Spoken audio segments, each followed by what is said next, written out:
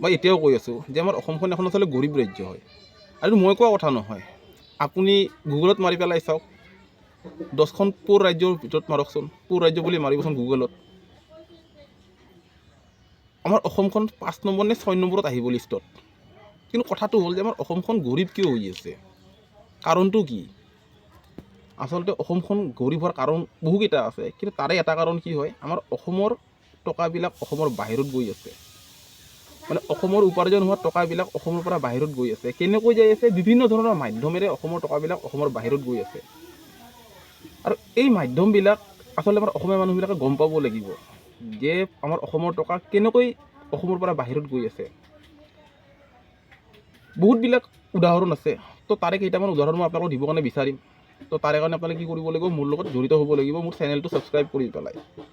আচলতে কি এইবিলাক বিষয়ৰ ওপৰত চিন্তা চৰ্চা কৰিব লাগিব আমাৰ অসমৰ খিলঞ্জীয়া মানুহখিনিয়ে, বা অসমৰ সজাগ আৰু সচেতন মানুহখিনিয়ে ইয়াৰ ওপৰত চিন্তা চৰ্চা কৰিব লাগিব। আমাৰ অসমৰ টকা কেনেকৈ অসমৰ বাহিৰত গৈ আছে, আমাৰ অসমখন কিহৰ কাৰণে দুখীয়া হৈ আছে, কিহৰ কাৰণে গৰীব হৈ আছে।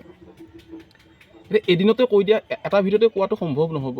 লাহে লাহে মই এটা এটাকৈ মই উদাহৰণবিলাক দি পেলাই যাম। তাৰে কাৰণে মোৰ লগত জড়িত হওক, মোৰ চেনেলটো ছাবস্ক্ৰাইব কৰি পেলাই। কিয় কি এইবিলাক বিষয়ৰ ওপৰত চিন্তা চৰ্চা হ'ব লাগে। যিবিলাক বিষয়ৰ ওপৰত চিন্তা চৰ্চা হ'ব লাগে সেইবিলাকৰ ওপৰত চিন্তা চৰ্চা নহয় আমাৰ অসমখনত। যিবিলাক বিষয়ৰ ওপৰত চিন্তা চৰ্চা হ'ব নালাগে তাৰে ওপৰতহে আমাৰ চিন্তা চৰ্চা হৈ আছে। আমাৰ অসমখনৰ কেনেকৈ উন্নতি হ'ব, কেনেকৈ অসমৰ খিলঞ্জীয়া মানুহখিনি উন্নয়ন হ'ব, তাক লৈ কিনে কোনোবা চিন্তা চৰ্চা কৰক না। কিন্তু নাই, আমাৰ অসমীয়াই কি কৰি আছে, কাৰ বোৱাৰী পলাই গ'ল কাৰ লগত, কোন চামচুলৰ পত্নী কোন মইদুলৰ গিৰিয়েকৰ লগত মইদুলৰ লগত পলাই গুচি গ'ল, সেইবিলাক বিষয়ৰ ওপৰত চিন্তা চৰ্চা হয়।